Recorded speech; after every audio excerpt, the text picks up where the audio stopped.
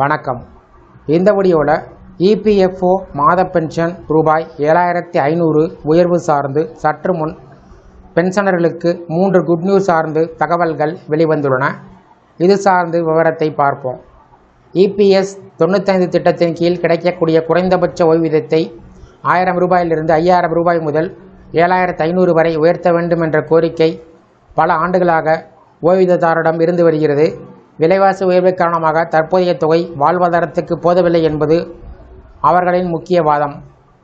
இந்த நிலையில் சமீபத்தில் நாடாளுமன்றத்தில் தொழிலாளர் நலத்துறை அமைச்சர் மன்சுக் மாண்டவியா விளக்கமளித்துள்ளார். ஓய்வூதிய நிதியினுடைய நீண்டகால நிலைத்தன்மை மிகவும் முக்கியம் என்றும், தற்போது ஓய்வூதியத்தை அதிகரித்தால் அது நிதியில் கூடுதல் சுமை ஏற்படுத்தி எதிர்காலத்தில் நிதி நெருக்கடி உருவாகலாம் என்றும் கூறியிருக்கிறார். மத்திய அரசு ஏற்கனவே குறைந்தபட்ச 1000 ரூபாய் ஓய்வூதியம் வழங்குவதற்கே பட்ஜெட்டில் இருந்து கூடுதல் நிதி வழங்கி வருவதாகவும், அதேபோல ஊழியர்களுடைய அடிப்படை சம்பளத்தில் குறிப்பிட்ட சதவீதத்தை அரசு தனது பங்களிப்பாக செலுத்தி வருவதாகவும் தெரிவித்துள்ளார். இபிஎஸ் திட்டத்தின் நிதி அமைப்பு முக்கியமாக முதலாளிகளின் பங்களிப்பை சார்ந்தது.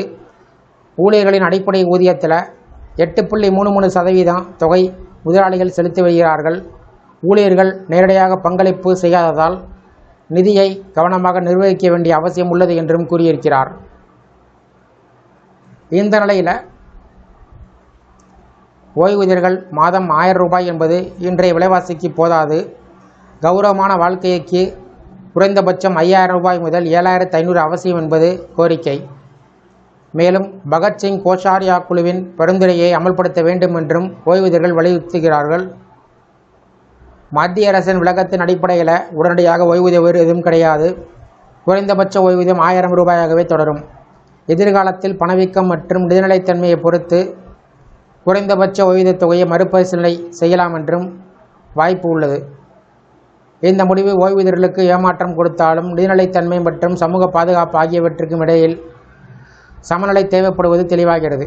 இந்த வீடியோ குறித்த உங்களுடைய கருத்துக்களை கமெண்ட் செக்ஷனில் கமெண்ட் பண்ணுங்கள். இந்த வீடியோ பிடிச்சிருந்தா வீடியோக்கு லைக் பண்ணுங்கள். இந்த வீடியோவை உங்களுடைய நண்பர்கள் மற்றும் உறவினர்களுக்கும் ஷேர் பண்ணுங்கள். நன்றி.